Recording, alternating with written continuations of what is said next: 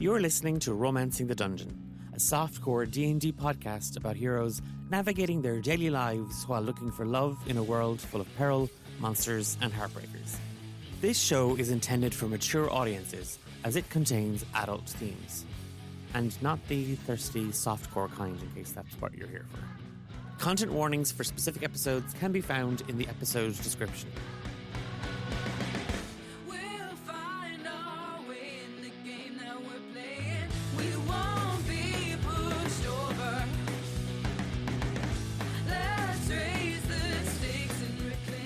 Previously on Romancing the Dungeon. Once upon a time, in the sleepy village of Booby. Cut. Once upon a time, in the sleepy village of Boudoir, 3 heroes. Heroes? No. Cut, and cut. Once upon a time. No, it can't be once upon a time, because they've already... No. This is terrible. Hephaesta fucked up Dave flirting with her brother and sister. AJ unconscious. I think he has a cat now, and Nathan joined the gym. Finally. That's it. That's all you missed. Good evening, and welcome to D8, Devoted, Desired, Dreamy or Dirty, Dapper Dates for Dejected Daters. My name is Fendrel Q. Clatch, court-appointed barrister, acting on behalf of my client AJ, who, despite multiple formal complaints, continues to receive unsolicited flirtations, suggestive scrolls, and one magically animated boudoir portrait from Roz Greypurse, That was a self-proclaimed love wizard and possible serial hug criminal. Please be advised that under Section 4B of the Magically Inappropriate Conduct and Thirsty Behavior Act, all romantic overtures directed at AJ must now be routed through me, redacted, sanitized, and stamped regrettably tolerable before being ignored. Roz is reminded that repeated misuse of love magic for personal gain is not an acceptable customer engagement strategy, and that horny clairvoyance is not valid legal defense. Well, aren't you a tall drink of water? Are you the Johnson's Johnson and Pecker firm? Or are you just happy to see me? Right, okay, question time. Okay, all serious, all professional, because the lawyer's here. I made you get a lawyer. And speaking of firm, what's the hardest thing you've ever had to do in your entire life?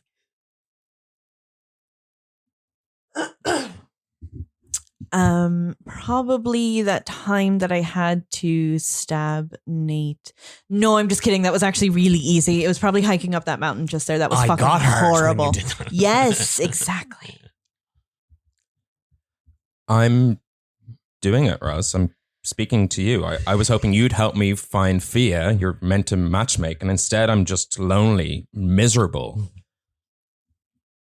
Just plain horn. Say the bit. I could use the whole thing here, and I get an endorsement.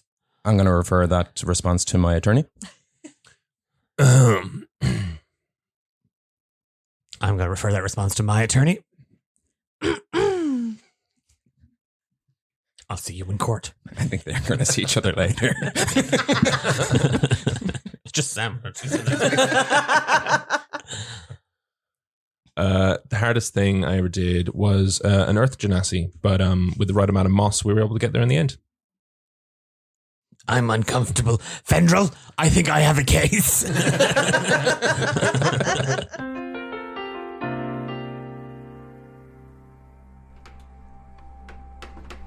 We're in your room in the tavern in the town of Boudoir.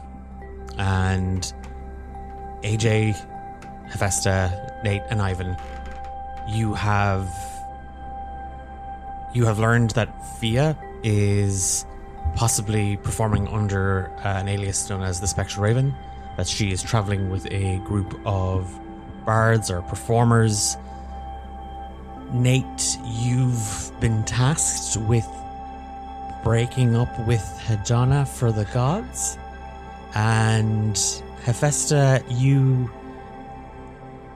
might be doing some sort of weird polycule with a brother and sister, but they don't know it, and you still have to go and collect all your gear. Yeah, sounds about right. AJ has just kind of come out of his dream state coma thing. What are we doing? I slap him. Ow! What was that for? I slap him. Ow!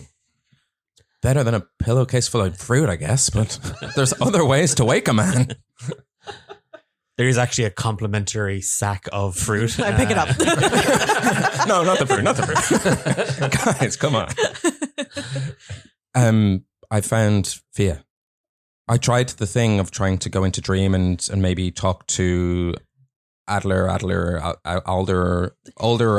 the older Adler, Adman? You almost died, I think. What happened to you? I saw Fia as part of a group called the Phalite Cabaret. I think she's performing under a pseudonym or an alias, the Spectral Radom. And I know where she is. I've been trying to find her in Dream this whole time, but I should have been trying to find her here in the material plane. And I met... No. Can I hit him? I tried to use a mushroom to get the shortcut to Fia, and instead I fell off the course. Come on, guys. It's a me, AJ. I'm gonna win. Yes, okay, sure. I should have found her here. And I have. And I think we need to leave this town, and we're close. We're closer than we've ever been. I met a god. I don't know if I told you that. I met the god of Dream. You haven't told us anything. You've been awake for 5 seconds. I'm giving you inspiration. I already have 2. You can't have more. It's actually falling off. Hephaesta starts rising in the air, glowing. Doctor, I think something's happened to AJ. He got hit over the head and now he's become very presumptuous. For the sake of brevity, can we go get breakfast and I'll explain Can it I just all also there? point out that the duality between the way this game has been running for the last year is fucking insane. Like, the fucking trauma I inflicted on Louise and she inflicted on me back. We were weeping when we recorded her final episode. Weeping. We're crying. Tears of laughter. Yeah. Tears of joy. For the sake of brevity, I filled the guys in on absolutely everything. So yeah, you head over to Daguerre's et Baguettes, and again, as you are brought in, there is a wonderful smell of baked goods and hot iron, and there are 2 absolutely gorgeous beings standing behind the counters, staring daggers and throwing daggers occasionally at each other as the 3 of you saunter in, and you just hear, "Oh, Hephaesta, hi, Hello, hi. hi," and then she literally leans onto the counter. I elbow Nate. Hello. Oh, you everything's ready. I've it all sorted. Yes. It's all, and Lovely. she heaves kind of like a couple of boxes that are wrapped and are tied with ribbon onto the counter for you, and then there is just a and he flexes hard as her teeth with brother, and again there's just a bushel of armpit hair, and like it's so early in the morning, and he's dripping in sweat, and you must sleep in a pit of ash because there is just like ash trailing off of him, and he looks at you and he goes, "I was up all night polishing it," and he puts your scythe +1 on the counter. Did a little bit of intricate fingering on the design work. Well, I made vegan Black Forest Gateau swirls for everybody. Oh, wow. And I sandwiched layers of brown sugar and molten cherries between sheets of paste. I'm sorry, I'm trying to just not working. You should That really sounds fold sticky. that as opposed to sandwich it. It's just for technical reasons for it to set right. Shut up, AJ. Oh, sorry. So everything's ready. Are you staying? I think we need to head soon, but we on top of this might take a little breakfast. Might stick around for a little breakfast. Breakfast. Couple of bites. You don't want some caltrops or iron pikes or your horseshoes or anything. And she's not saying this at you. She's saying it across the side. She picked me, asshole. And there is just kind of a loud banging of a hammer. And I'm so sorry. There's just this high-pitched whining noise, and he keeps banging. It's still there. Oh, it seems to have stopped, and he keeps hitting the hammer. Can I take one of her pastries, one of her foods, and over to his side and take like the sickle and just be like, let's see how sharp it is, and like slice into it? What? She takes off 3 fingers. I Again, I have used this weapon one time in the 5 years we've been doing this. I know, and I've not given you a +1 for it. I'm not going to use that. As you kind of take kind of a Black Forest Gatto swirl from kind of the tray on the counter, and you move over to the kind of the blacksmith side of the shop. The scythe, I mean, it looks well. God, it actually looks brand new. Like the blade. I've never taken care of it. Like, I don't think I've ever sharpened it. I'm usually just hacking away when I do use it. It looks more like kind of a bone saw. It's just so chipped and damaged. You've used it for picking your nails, for picking locks, for like lifting the lids off jars and things. Anything but actually what it's supposed to be for, which is maiming people. Yeah. That's what my hands are for. The blade itself seems to have like all these runes that have now been kind of like sort of scorched into it down along, and they kind of the handle is this kind of ebony black. And it's wrapped in kind of a grey fur to make the handle a little bit easier to hold, and that's bound by kind of black satin string. And he just kind of it's on a velvet little sheet in front of you.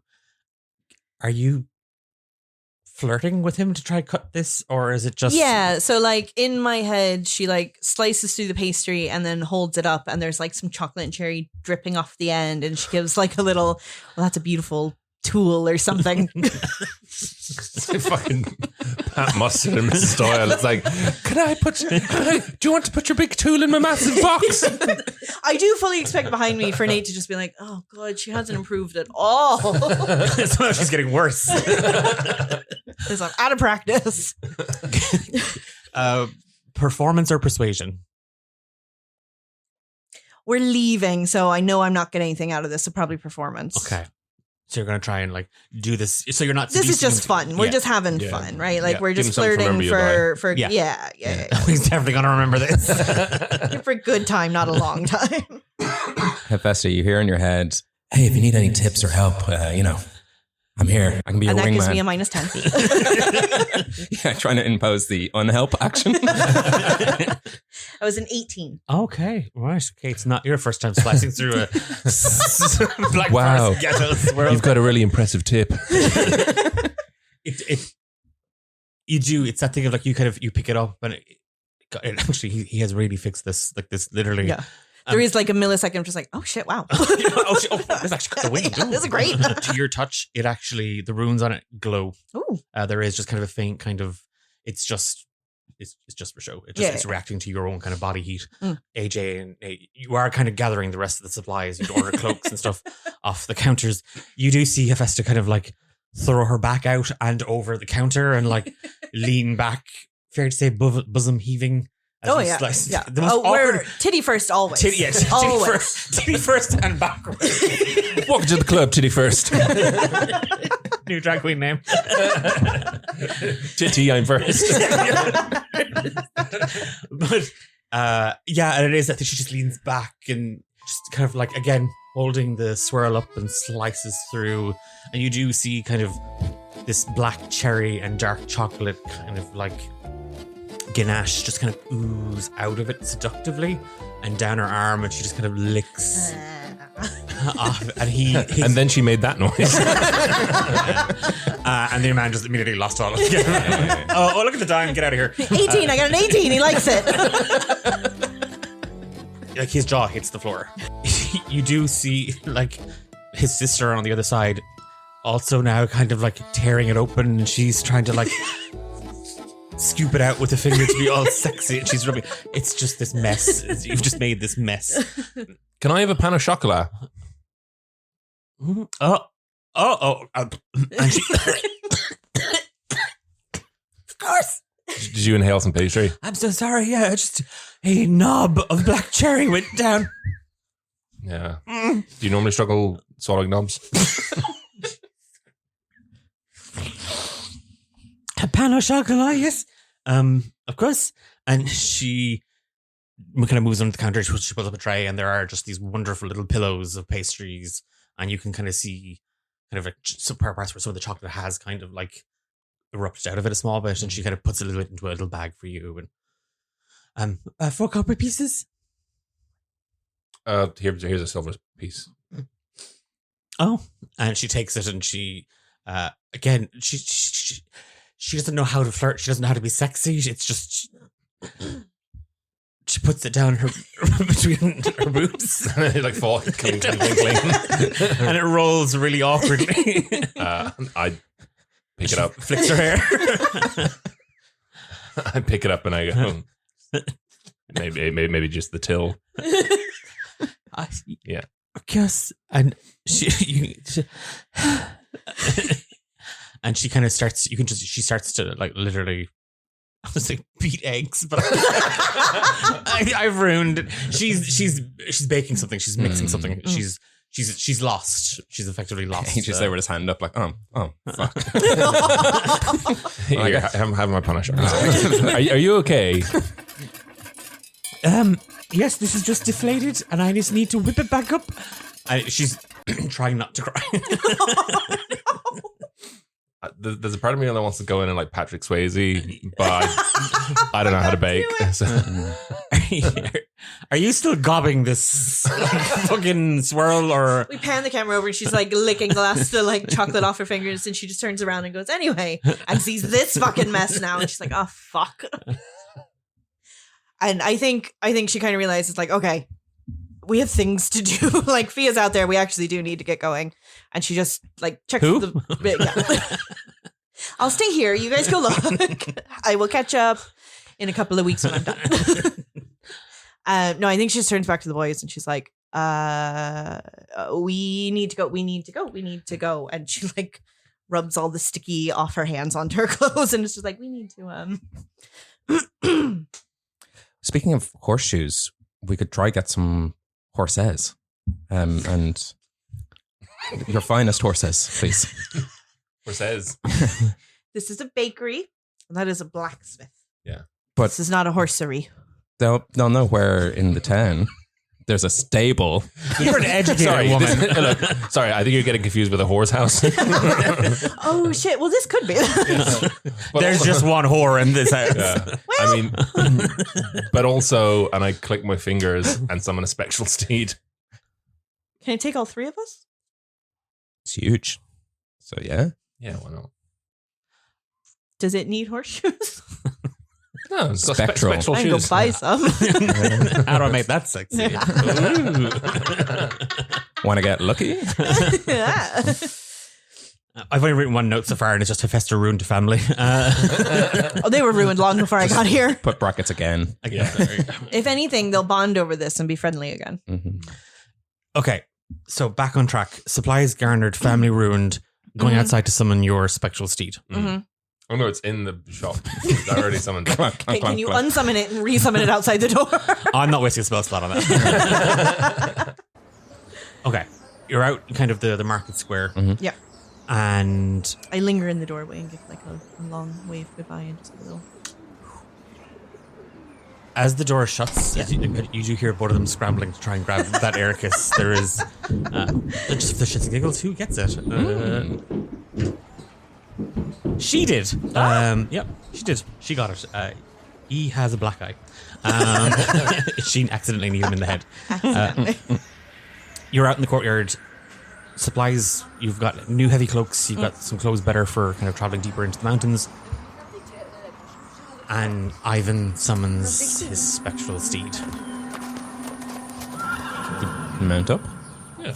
What order are we going in? I'm picturing it Ivan, AJ, Hephaesta, but maybe it's Nate, Hephaesta, Who's AJ. the shortest? Probably Hephaesta. Hephaesta? Okay. I wanted to say AJ just because in my head he's itty bitty, but I know the answer is actually Hephaesta. So yeah, I think it's going to be Nate / Ivan in the middle, Hephaesta in front, and then AJ behind, holding onto my waist. Is there any chance you can summon a smaller side horse? Pull out some goggles. Sidecar stuff. Grommet style. Or we could, maybe instead of trying to get we could probably get like a cart. wagon or a cart or Yeah. something, Oh, yeah. and then get it full. It's just slower, is the only thing. We need to ride like the wind. I mean, you probably won't be able to because you're riding over mountainous terrain and And it's three people on one horse. and we're heading I know who into you're a talking to. storm. We've not been in a rush so far. Yeah. Why start now? We're on holidays. It's just Fia. It's just fine. cut to any episode. She can handle herself. Horse has been summoned. Supplies in the backpack. We get on the horse. You said me in front because I'm tiny, but you're the only person who knows where we're going. Then most well. Okay. Yeah, So I'll AJ's go. in front. Yeah. I'm the sandwich in the middle as I like it, and Nate's in the back. Yeah. I need to be in the center because I'm the tallest. The anchor point. So someone needs to Whatever. hold on to me. I'll do that. Okay, cool. With my But every new now and then, I side. pinch you in the side just a little bit. They've learned fucking nothing. He's just occasionally pinching. Like, We're just two kids in the back. If you don't stop it, AJ's up front. I'll turn this horse around. if you trigger another avalanche, I swear to God. No, we're quite good. We'll be good. We'll be good. And you're just heading out onto the road and kind of continuing kind of into the mountains. North towards Visage, knowing that like AJ's done this crossing multiple times. I'd imagine he's passed by. I'm like maybe I'm overstepping, but like the Phalite Cabaret have a reputation. I'm assuming, or like the circus is in town, so I'd know. Like, But everybody in this town forgot that they even existed. Like they were charmed into forgetting that they had ever shown up. Okay. yeah, good point. There is a real possibility that your path would have crossed with the Phalite Cabaret in some shape or form. Would AJ have gone to see the circus? Oh no, he does not support the arts. But he'd know the kind of comings and goings across the mountain as a scout, like who's meant to be where and when. Yeah. So occasionally you would see this large group of kind of people maneuvering, without you haven't a clue who they are or really what they do. But it's that sort of putting two and two together and getting an AJ answer.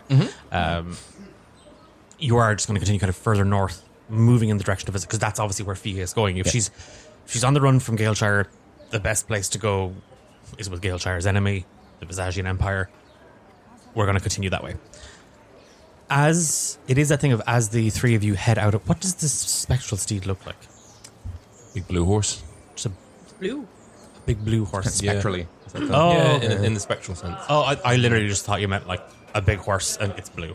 Sad. Why the long face? Yeah, like sort of like a war horse. So it's got like a big thick neck. It's like really just like a big beefy horse. Like a Clydesdale. Yeah, Big. yeah. Beefy Okay. boy. Horse terms. Yeah. And spectral. And spectral. And we're yeah. rid it Equus style, right? Yeah. Naked Yeah. as the day we were Oh born. yeah, all three of Yeah, us. Yeah. His name is Horse. Every D&D player's enemy. Like the in- naming. Well, like in folklore, like the core horse. There's fox, there's wolf, there's horse. Yeah, that's a clever thing to Yeah. name it. Yeah, it's Yeah. not a Sure. Horse. like the definition of pure horse. Yeah. Okay, I won't be using any of that. With the three of you on horse, Love it. Yes. as you maneuver it out of Boudoir, AJ kind of the memories of the dream kind of come back, and you can see the stage, and you can see the spectral raven doing these kind of incredible acrobatic feats off of poles and shooting arrows, and you hear the ringing of a bell and rapturous applause, and it's a thing of kind of as you feel the kind of the chill of the wind, you're kind of brought back to this very empty village square, and the odd smattering of people around, kind of looking at the three of you, very confused as to who you are, because need I remind you, you came here wearing disguises, so now they're wondering who these other strangers. Actually, are they still on? They probably are. Yeah, we probably Yeah. are still. Yeah. Okay, yeah, you are. Okay, so yeah. Yeah. They're seeing the three of you off, kind of like Elder Adler is at the kind of the door of the Tipsy Minx, kind of just giving you kind of a wave. You head out onto the road. Shouting back, your memories got wiped. They got robbed you. Okay, job done. Solve your own quests. It's with all the sense of urgency that you have and the need. I tried to say that with a straight face. Thank you. We have urgency now, in the moment. Yeah, We're moving on a horse. Yeah. The fastest thing known to D&D world. You've tried. Like it's that thing of now knowing kind of you are close or closer to her than you have ever been in the last few days and weeks. That sense of, okay, is she kind of just around this corner? Like, is she over the crest of that hill? Looking kind of as much as you possibly can for any sign of the Phalite Cabaret. The weather hasn't changed much. It had been kind of threatening to unleash a flurry of snow And that morning when you had kind of ventured out, you had seen that a fresh dusting of snow had kind of landed. Now, as the day rolls into the afternoon, the winds are picking up. The sky overhead is this pitch dark grey. And occasionally you can hear it. Actually, it sounds like thunder to Hephaesta and Nate. AJ, you just have to know it's just a small avalanche somewhere, and then it's just echoing around the mountains. The road is being swallowed by the snow, and it's getting harder and harder to kind of progress at the pace that you had left Boudoir with. Now it's sort of what was as much as the horse can gallop with the three of you. I suppose it's spectral. It can gallop with the three of you on it. It's now being kind of impeded for fear of one of you being thrown off or all of you falling. It's now you have to slow down. You are being blocked kind of by fallen trees. There's every now and again the road is partly blocked by a snowbank. You see no sign of anybody else on this road. That wouldn't be too uncommon. Like it's particularly the time of the year. But again, kind of trekking in and out of Visage is not a feat for the soft-hearted. Is there anywhere? I suppose it's like I've tried everything. I've shoved carrots into this thing's mouth and oatcakes, and its speed bar just keeps going down. So, what I know is better to find shelter or find somewhere. Like, is there something nearby that, like, if we just pull in off the road and then just like book it when it's instead of risking injury would slow us down more than. Can we wait it out for the night? Yeah, that's what I'm thinking. So what you know, AJ, again, and it's purely based on experience. One, it probably is safer to find somewhere to shelter down in this. Two, this is most likely not going to let up. This is going to be one of those things that it could persist for the day. It could persist for a week. It could persist for weeks. That this snow, this continuous storm on the mountains.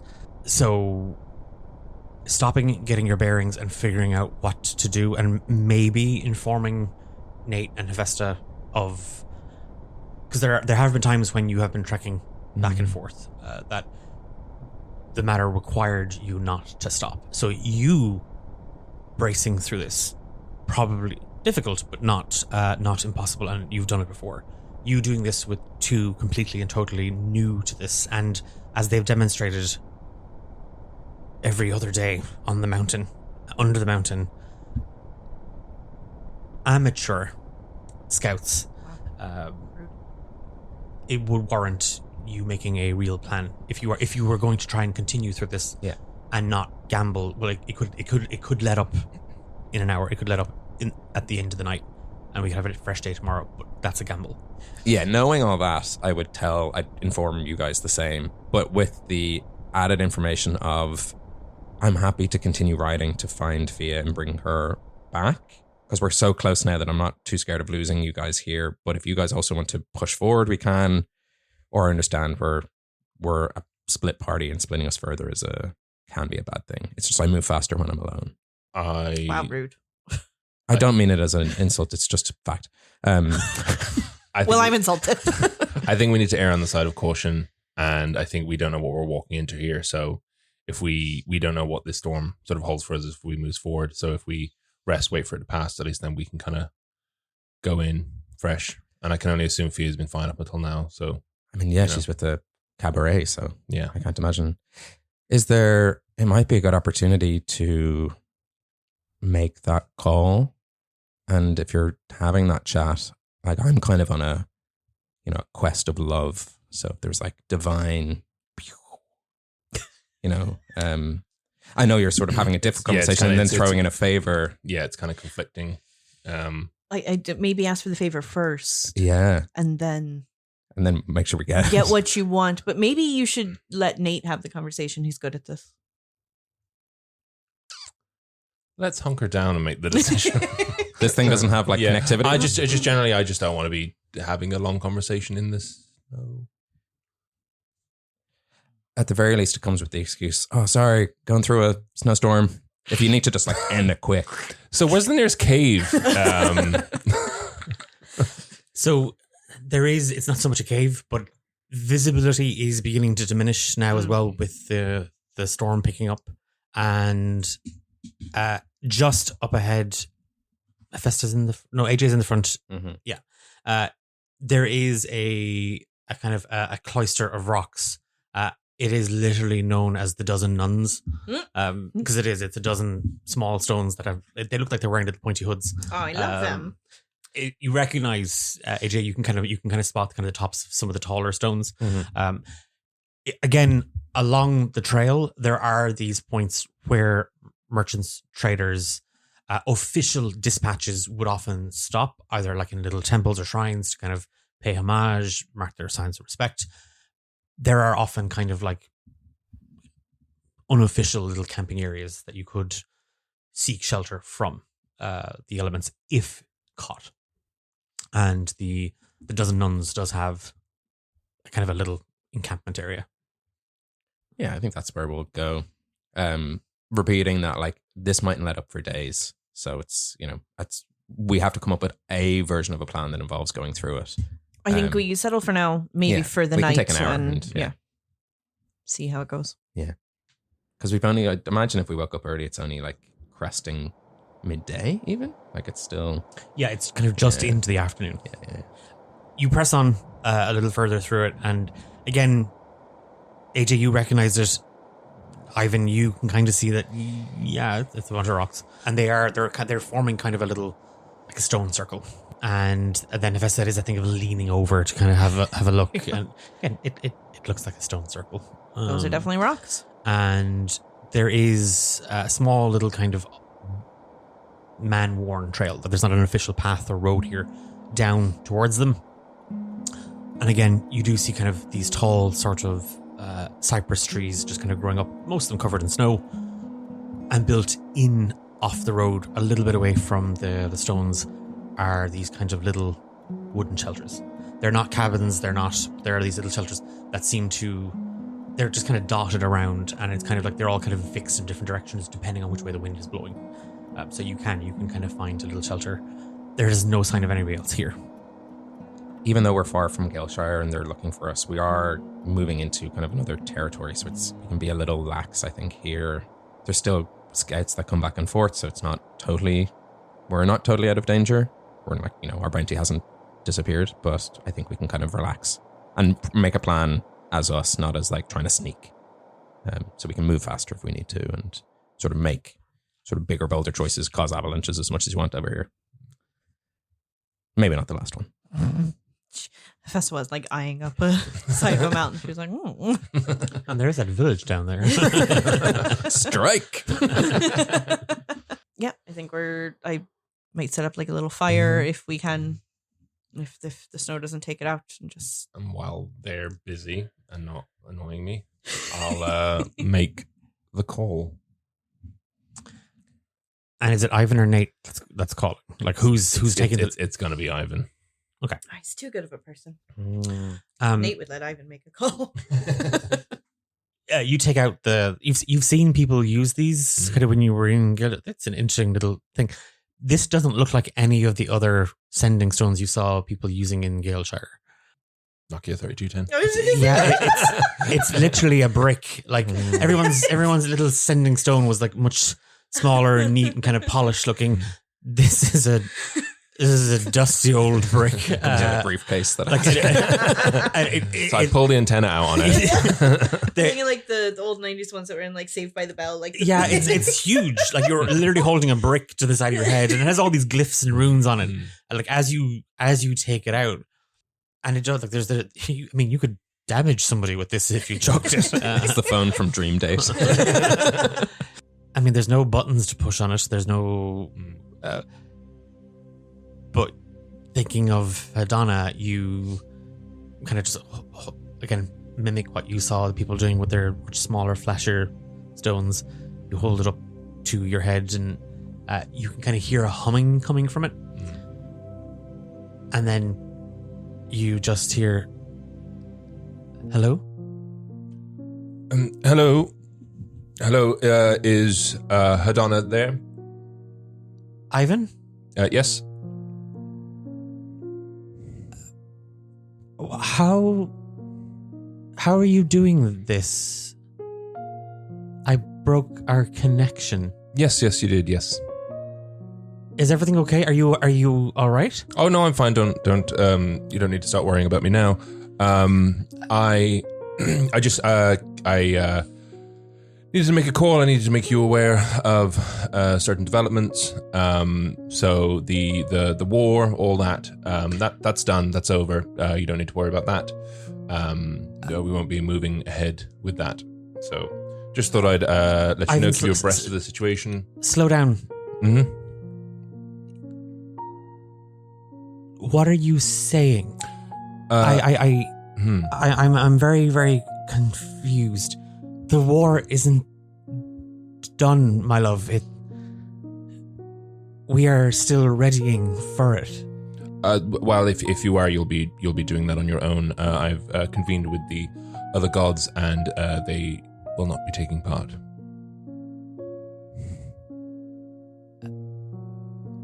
What do you mean?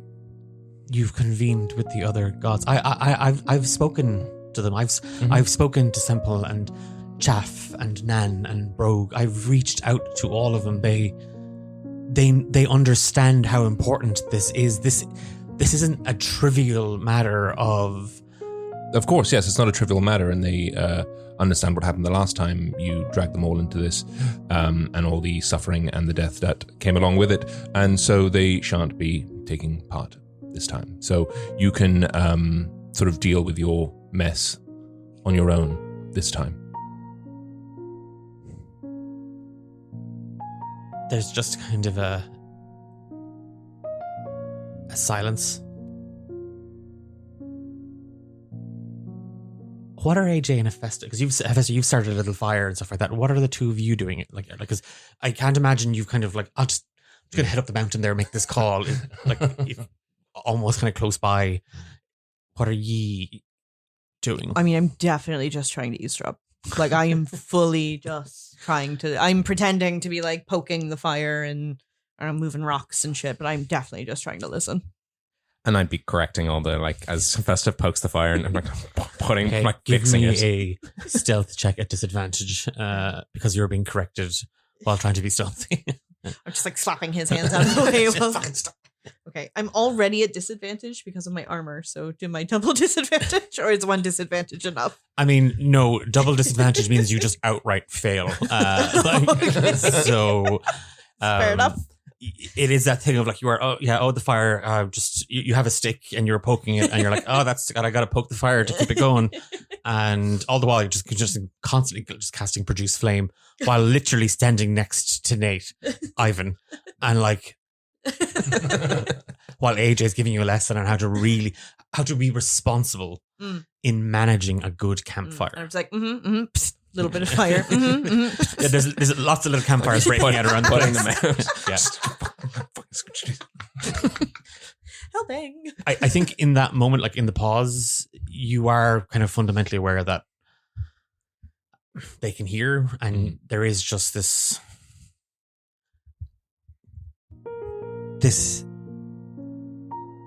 isn't about me, Ivan. This isn't about Asmodean or the shards. And I know how much hurt has been caused. I feel every ounce of hurt and guilt. It weighs on me. But I do it now again to protect what matters. And what's that? Love. If Asmodean wins, it's not good versus evil. It's not a repeat and a war all over. We lose, and love is lost.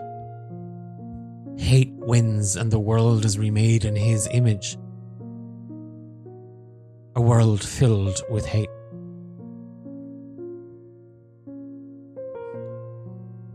It's interesting to hear you say that, because from my perspective, from the millennia, that I was blessed to spend with you and everything that I've heard.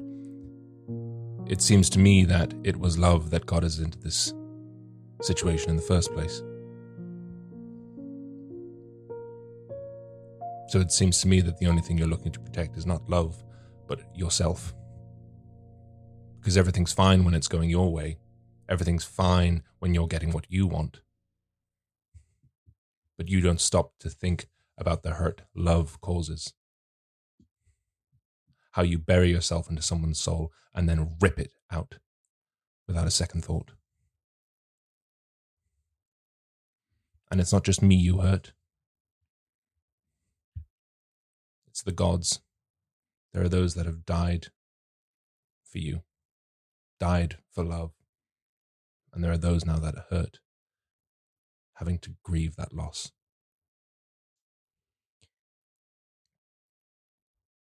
Give me a wisdom saving throw, Ivan. 15. And now Hephaesta and AJ give me wisdom saving throws. Every time Ivan says like something really mean, you can just hear Hephaesta be like, "Oh shit." 11. 10. He's like, I'd die for Fia. I'd die for love anytime.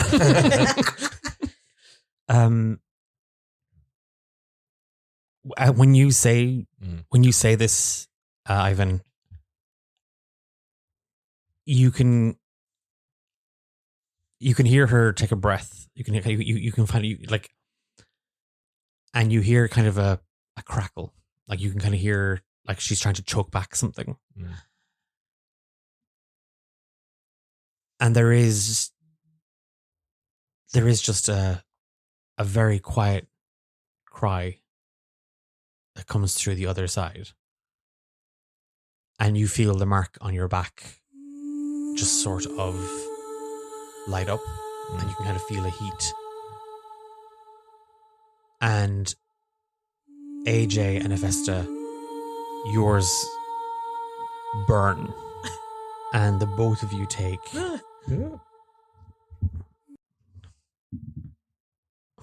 1 psychic damage. Seeing that and feeling it, I say, well, that's very nice of you to prove my point.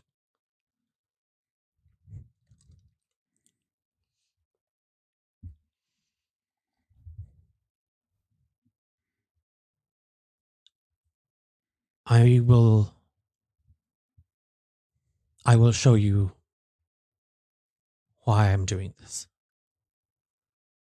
I will show you why I believe this is the right thing to do. And the world around the three of you just sort of just gets awashed in white light. And Ivan, you're standing in the Forgotten Vale.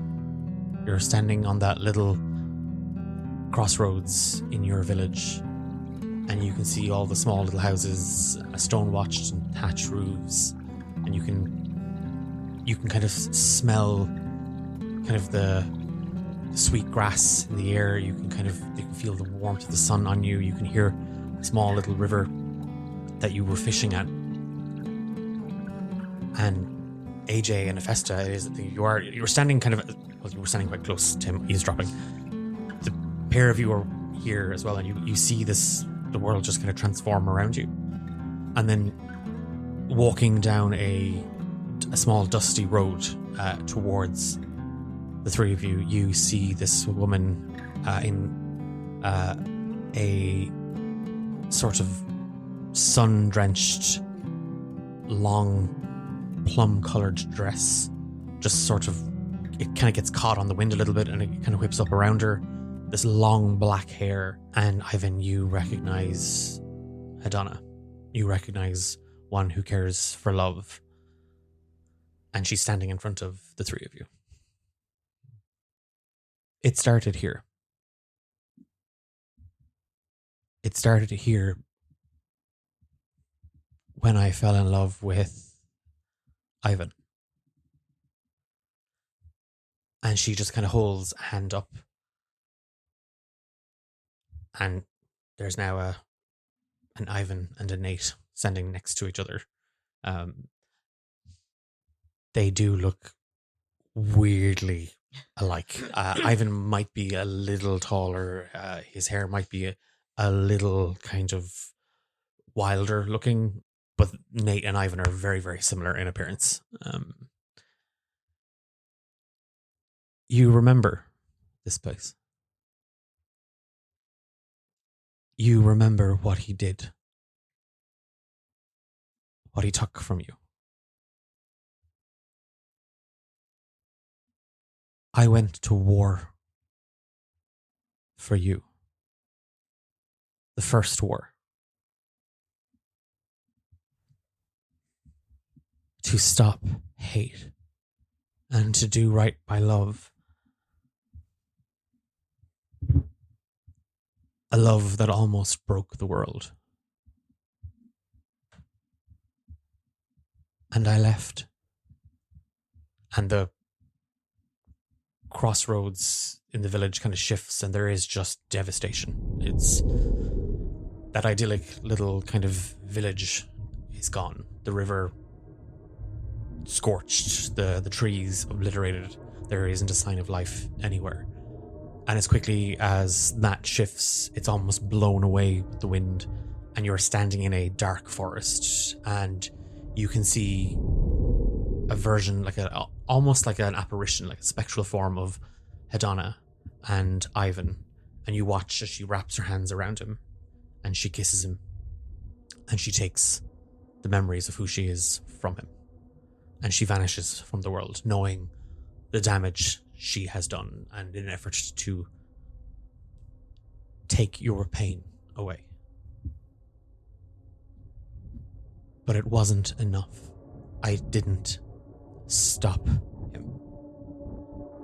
And as she vanishes, a smoke, a shadow of Asmodean appears and whispers curses and whispers promises, and a shard glows bright as Ivan forgets himself and becomes the monster on the hill. Again, the memories kind of shift and move back and forth. Every time I have done what I felt was right. Asmodean must be stopped, Ivan. Not so that I may reign supreme, not so that I can control, but so these wars can end once and for all. I tore the heart from him. And again, the world shifts and you see it looks like the mountains, the Dragon's Back Mountains. And you just see this bloody battle sprawled out across the snowy hills and at the base of mountains. You see the sky almost torn apart, inflamed, as these huge dragons just come sweeping in from the east down across the Dragon's Back Mountains. And there in the middle of it, you see Hedona in this, again, that wearing that kind of that dress, but covered in a glowing kind of rose gold breastplate and mithril kind of hanging from her head, covered in a simple helmet. There's a little bit of embellishment and ornation, but more just to kind of protect her, and just two long wings kind of just drifting from the back, and she's clutching a spear, and at her feet you see this twisted, blackened monstrosity looking up almost defensively at her as she plunges her hand into his chest and she rips out a heart. And there is just this explosion of light. And the light breaks and there's all these colors It is just this rainbow, this spectrum of color that just erupts. And that wasn't enough. Pieces of him exist. I tried to lock away what was left of his heart. I put it somewhere safe. I put it somewhere secure. I believed it was the right thing to do, Ivan. But his whispers continue to echo, and he calls out to those who are empty of heart, promising to fill them and give them purpose, only for him to devour them. And he has taken so many people.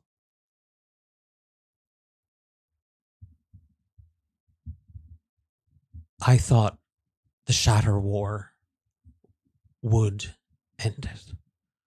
I thought once and for all it was done. And again, you're in a place, it looks like Galeshire, but smaller, and you see the hill on which Castle Galeshire is built, and there is sort of a wooden fort, and you see the city is ablaze. There is an all-out war again, and there are all of these people who encircle Hedona, and you see that they have all sorts of weapons. There is a silvered rapier with this twisted ornamental hilt, and it seems to be encrusted with these different colored jewels and shards. There's a heavy black crossbow that just seems to drip smoke. There is a golden scimitar inladen with every manner of color shards that you can imagine. And they are tearing each other to pieces, all to get at this entity in the middle, all to get at Hedona. And I left. I left Ivan. And we see a small little cave in a tiny little village on the northwest of the Kingdom of Galeshire. All of me erased from the world. Or so I had thought. And there's a small little man in a grubby little robe, and he's sobbing away to himself as he uncovers half a statue buried in the rock face. I didn't ask. I didn't need or want to come back. And the three of you are standing under the little wooden encampment, and she's in front of you. She takes the brick away from the side of your head.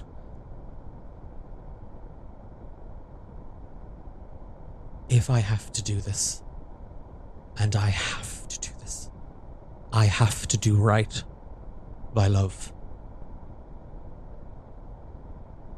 And I will do it alone if I must. You don't see it, do you? You don't realize, do you? You are love. You cannot be the embodiment of love and not understand how selfish you yourself are being. You say do right by love. You say that you did everything you did for the love that you had for me. And you came to this realm and the death and destruction that you wrought, and you now put that on me. What about all the love that existed for all the people that died in your name? What about their love? What about their partners? What about their children? What about their friends? Why didn't you do right by that love? You had to take your love and you had to bring it to this realm. You had to bring it to me. And you caused pain and suffering time and time again. And then you have the luxury of walking away. I haven't. I've had to live. I've had to suffer. I've had to become a monster. And now I have to live in the body of another. You say you loved me, but you did not let me rest once. And then you took all that. You made me suffer all that. And then you left. And now you look to draw more into this, to say that you'll do right. Well, I say to you, you did not even do it right the first time. So whatever it is that you do, you need to be the one to take responsibility of it. Don't drag the gods into this. Don't drag the people of this realm into this. Don't drag me or my friends into this.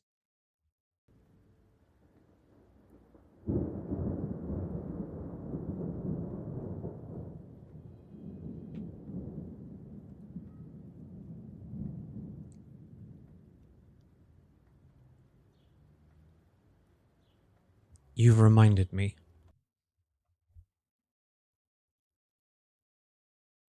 I am not love. I am one who cares for love.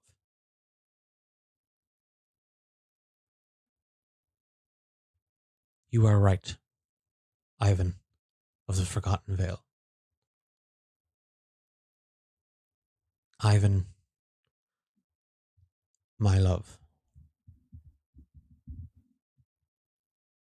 This does not change anything. This does not undo anything.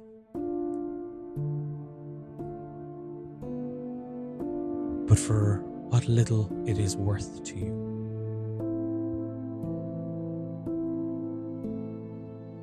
I am sorry for the hurt you have been caused.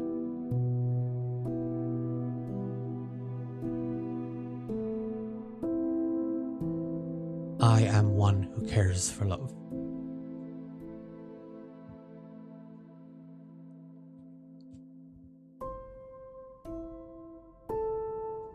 I will do right by love. And she just takes a step back. And she holds out her hand. And you see this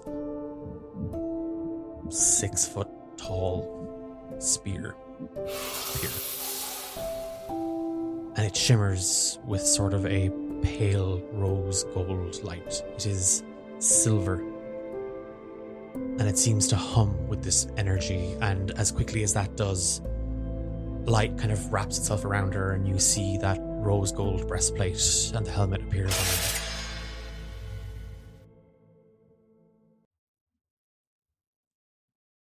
You are looking for the one you love. The one all of you love.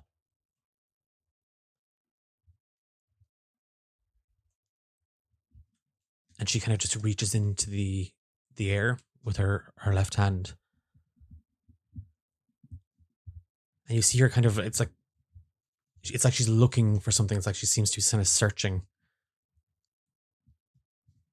And she just kind of plucks a small golden thread. And she hands it to you, AJ. And it's not like a little cut off. It's like you're holding a line.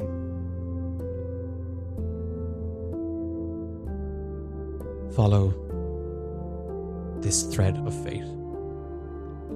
And she pulls it into 2 smaller little threads. And she hands each of you one. You will find Fia.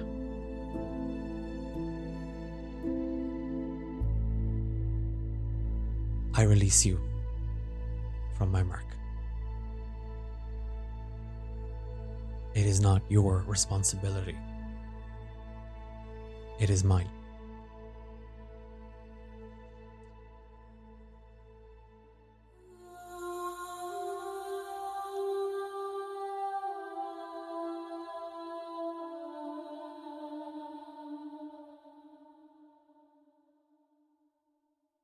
If love must die, and she is looking straight at you, Ivan,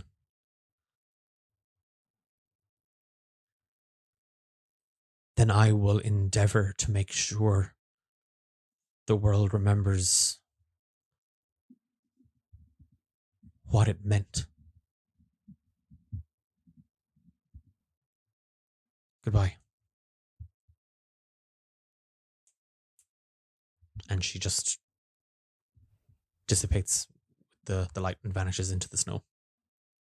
There is just the humming from the brick just stops. Kind of pat Ivan on the back and go, "Whew, that was rough, buddy. You all right?" I'm fine. Oh yeah, okay. Are you like an AJ fine? You know the way I say I'm fine, I'm clearly crumbling. Are you like a Hephaesta fine, where like this is going to end in a bender and very bad decisions? I'm fine. And with that, he retracts away, and Nate comes forward and says, I think he's fine. I thought you were an asshole. Like, that bitch is. Yeah. Yeah. Is that love? Like, is that? I don't know. Yeah. Like, I've never really Oh, been yeah. in love or. No, that's her. Because it's not what I feel. That feels odd. Yeah. And not. No. Yeah. She was saying a lot of things that were like contradictory to what I thought love was. Yeah. She might be a little unhinged. Yeah, I don't really trust her. I put the moves on her back in the day and she wasn't going for it. So, I mean, there's just something not right there, you know? I don't know how you can call yourself the god of love and not, you know? Anyway, moving on from whatever that was. Is there one that cares for lust? Because I think that's what you're. Yeah. Yeah. Yeah? Yeah. Maybe We'll not. find her for you if that's what you want. Yeah. Yeah? We have a direct Right. path Yes. to Fia, and if we're, I mean, this feels like as much a plan as any to weather a storm. Just follow the thread, and so I feel pretty good about. As much as I don't feel good about it, meeting Hedona and discovering that love isn't what I thought it might be. It doesn't change how I feel and about Fia, and I think we could probably set off and find her through this. Like, I trust the thread. Yeah, probably. I'm kind of putting my faith in. Yeah, let's just save our friend. Yeah. Are you okay to? I know you're now you, but like, are you? I don't know how this thing works. Yeah, I'll sort it. It's fine. He'll be fine. Is the horse still here? Did we lose until the horse? until it gets dismissed or hits her hit points? I think. Yeah. Yeah. Okay. Just eating the ash from the fire that we left untended. The whole. He's just over in the corner stomping out all those little fires. Just before we leave this site, AJ will take out a little scrap of paper and write in it and address it to Hedona, but he's tucking it in where crumbs would be. He's leaving it to Chaff to give to Hedona, which is this little slip of paper. You don't have to open it now, but it's just something you've lost. I imagine we take like 2 minutes, recover, pack up, have a snack. Yeah, there is that. I think we all just kind of need a second to like.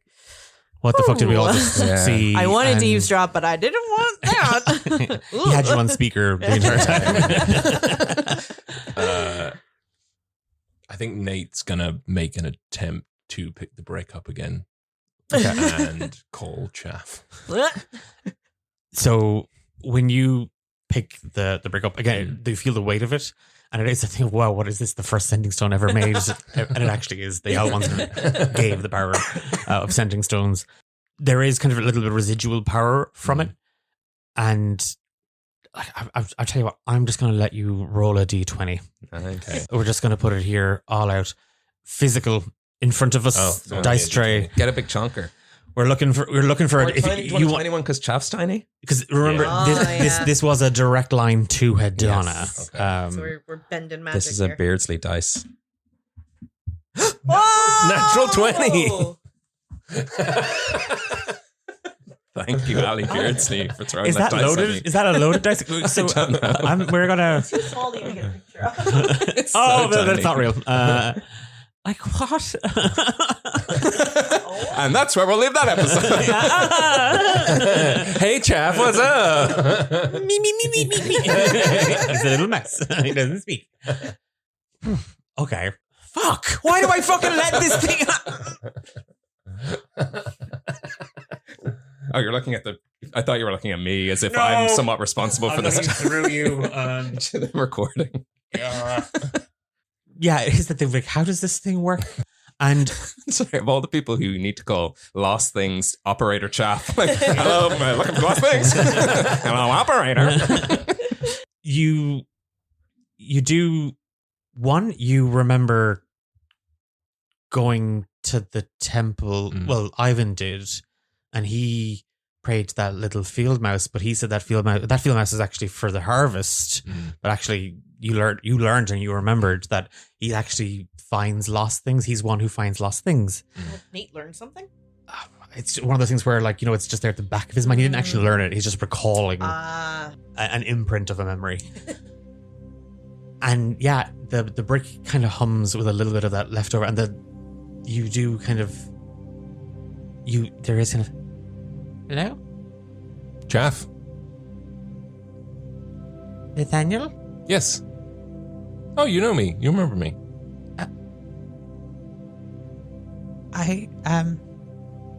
What? Yes.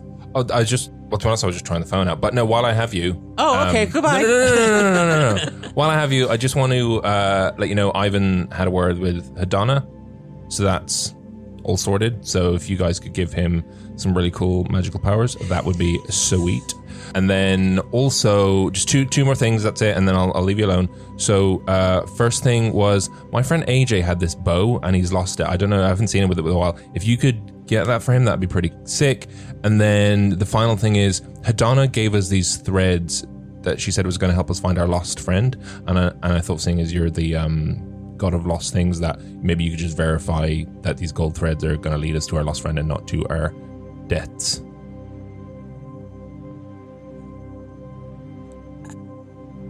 Okay. So, as already discussed with Ivan, he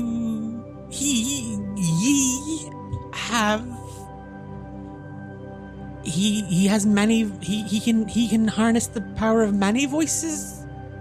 Okay. Now. So there's like 8 of them that are going to help him out. They've all rallied. We got who was around and available. Okay. So that works. Nice. Yeah. Cool. And then, but you'll pass on the word as well that that's all sorted anyway. So you guys are off the hook. And no, they're all still here. We were. Yep. I'll tell them. Were you listening in? No. You were listening in, weren't you? I know you were. Fucking chaff bung with his deception check.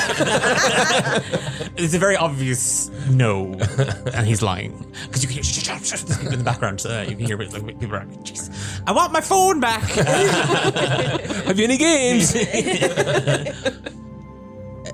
So you want me to find his bow?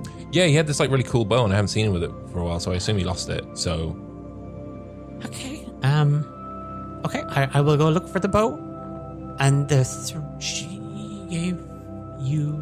She gave us these golden threads and said to follow the threads and that it would lead us to our lost friend. And I just wanted to kind of verify that is what they are and it's not going to like lead us to our death. Are they like...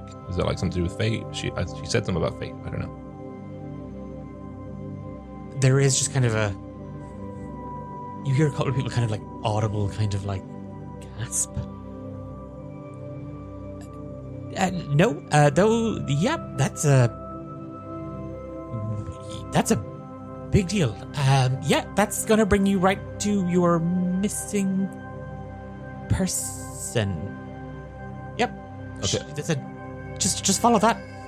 Will you say it's a big deal though? If is there something more to it than just leading us to our friend? It doesn't sound like such a big deal if it just is what it is. You're holding a thread of fate.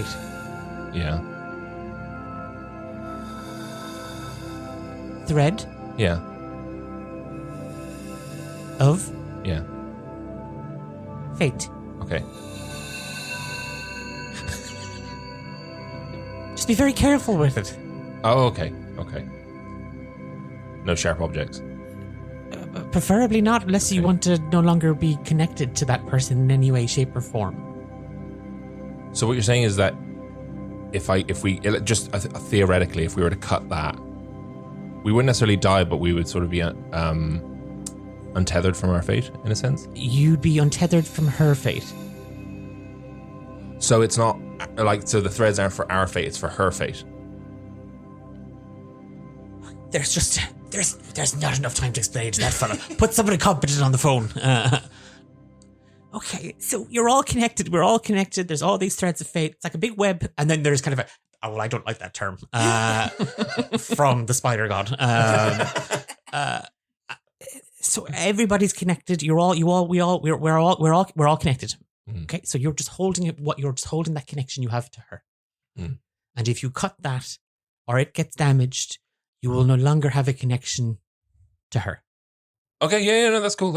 I just was like, if I'm supposed, I was just thinking, like, if my fate was to die and I cut it, it's like, oh, you're not going to die, you'll live forever. Rocks there.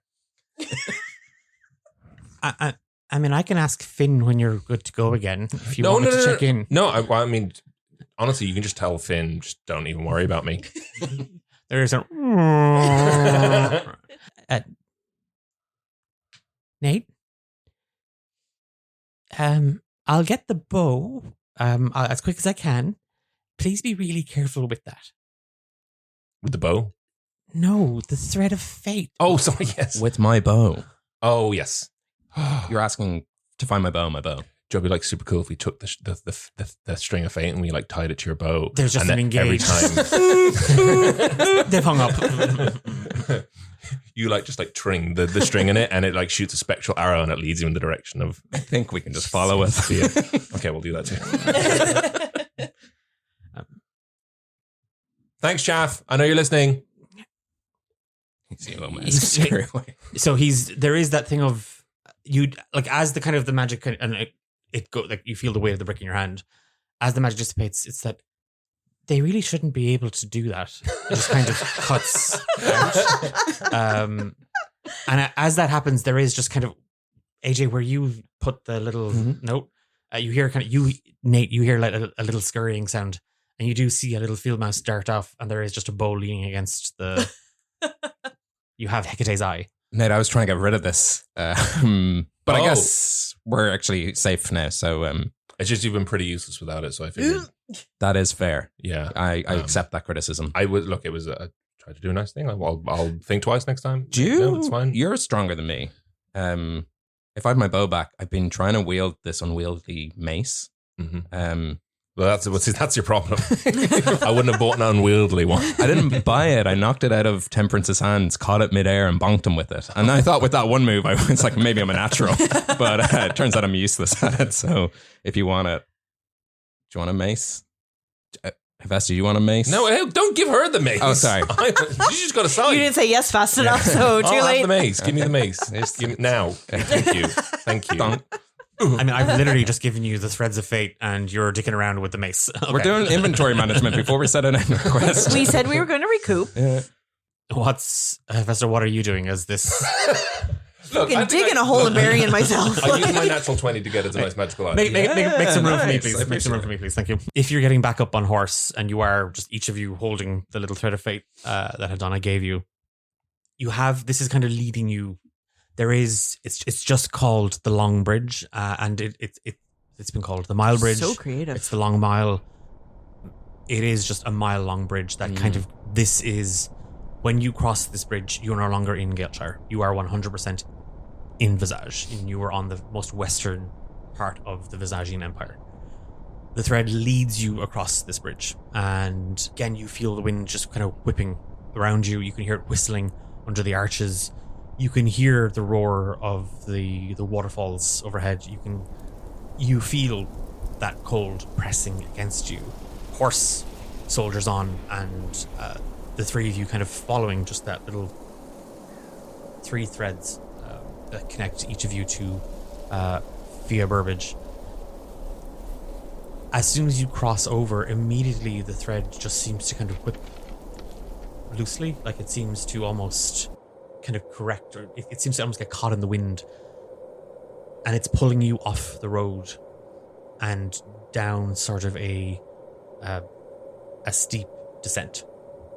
And as you are following, if you're letting a horse kind of guide you, in the distance, AJ and Nate, you can see somebody, and the thread seems to be connected, or there's like in the same way that all three of you have a little fray of it, there's a little fray that seems to connect off of this longer thread, this thicker thread, to these figures in the distance.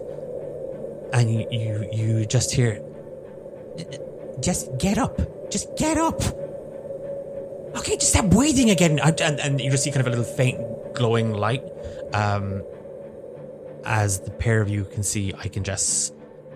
And Ike is dragging Jess kind of through. No, Jess is unconscious. No. That's where we leave the episode. God damn it.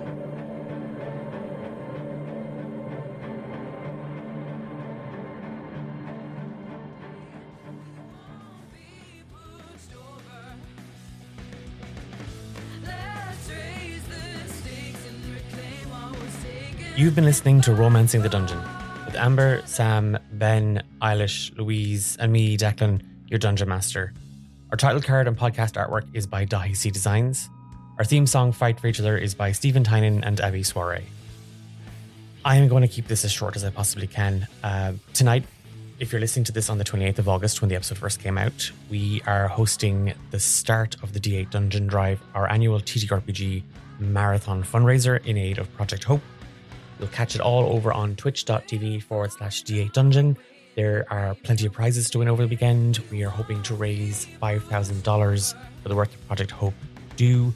You can find more information on all our social media and our Discord channel. Just check for the link in our episode description. You can find us on all platforms at D8 Dungeon. We're back in 2 weeks' time for the next episode. And we're going to find out what happened to Fia. We'll see you then.